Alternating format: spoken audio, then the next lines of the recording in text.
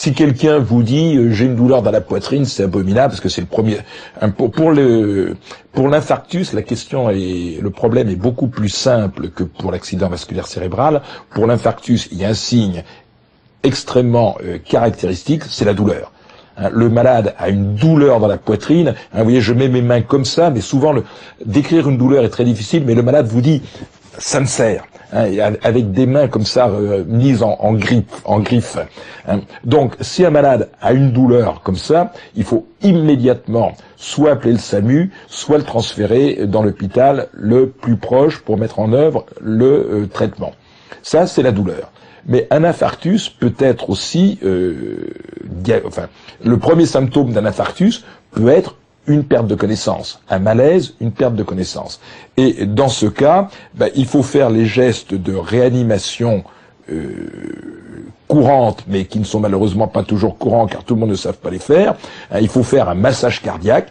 Pour faire un massage cardiaque, il faut mettre les mains comme ça, à plat sur le thorax du malade, et appuyer au rythme à peu près de 60 coups par minute, parce qu'à chaque fois qu'on appuie le cœur ayant une stimulation mécanique, le cœur va se contracter et va envoyer du sang dans la circulation. Envoyer du sang, c'est bien, mais il faut que ce sang soit oxygéné. Et en même temps qu'on fait le massage cardiaque, il faut faire de la respiration artificielle, c'est-à-dire du bouche à bouche, pour permettre au sang d'être oxygéné. Ce qu'il faut savoir dans ces pertes de connaissance d'origine cardiaque ou d'autres origines, c'est qu'au bout de 3 minutes, le cerveau, quand le cœur est arrêté, le cerveau a des lésions cérébrales irréversibles. Donc c'est capital de mettre en œuvre cette réanimation immédiatement et de la continuer jusqu'à l'arrivée du SAMU qui lui va pouvoir intuber le malade, c'est-à-dire lui mettre un tube dans la gorge pour permettre d'envoyer de l'oxygène pour oxygéner son sang, et va continuer le massage cardiaque jusqu'au transfert à l'hôpital s'il s'agit d'un arrêt cardiaque. Mais il y a aussi la fibrillation cardiaque. L'arrêt cardiaque, c'est le cœur bat plus. La fibrillation cardiaque, alors le cœur bat plus, il faut le masser. La fibrillation cardiaque, comme son nom l'indique, le cœur fibrille. Comme vous voyez ce que je fais avec mes mains. Normalement, le cœur, il bat comme ça. Quand il fibrille, alors, il est comme ça, de façon totalement anarchique, il n'envoie pas de sang dans la circulation.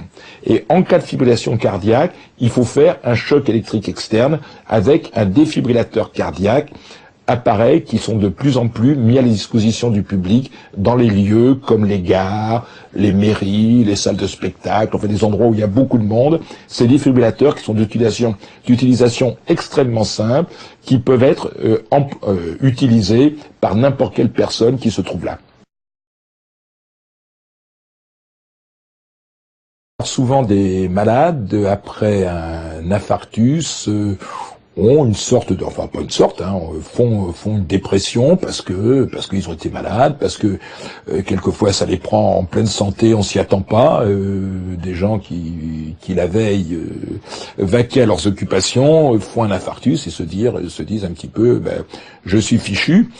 Donc il y a toute une part psychologique à faire pour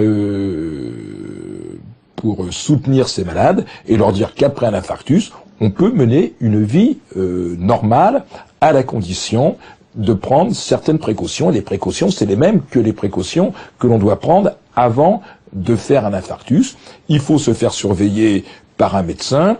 Il faut avoir des examens régulièrement pour détecter une éventuelle récidive avant la récidive, car maintenant on a des possibilités de voir avant qu'une artère se bouche si le cœur souffre. L'épreuve d'effort. Une épreuve d'effort, ça consiste à vous mettre en général sur un tapis roulant, enregistrer en même temps l'électrocardiogramme et voir si quand vous faites un effort, votre électrocardiogramme se modifie. Et à ce moment-là, ça va entraîner des conséquences thérapeutiques.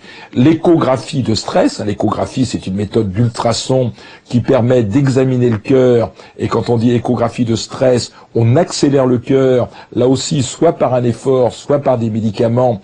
C'est plus sensible que l'épreuve d'effort simple, parce que non seulement on voit si l'électrocardiogramme se modifie, mais on voit en même temps si la contraction du cœur se modifie, et si une partie du cœur qui est en train de souffrir va moins bien se contracter qu'au repos, Il y a la scintigraphie myocardique, qui consiste à injecter au malade un produit radioactif qui va se fixer préférentiellement sur le cœur et voir, là encore, quand il fait un effort, comment cette fixation se fait au niveau de cœur. Et maintenant, surtout, on arrive à faire des coronarographies non invasives, c'est-à-dire des scanners, des coronoscanners, qui permettent de voir comment sont les coronaires. Ce sont des examens qui sont encore un petit peu au début de leur interprétation, qui ne sont pas toujours suffisants pour prendre une décision thérapeutique, mais quand même qui permettent de bien débrouiller le problème et de conseiller le malade, savoir s'il doit continuer les examens en faisant une coronarographie classique ou si on peut le rassurer en lui disant, écoutez, continuez à prendre vos médicaments et puis à vous faire surveiller.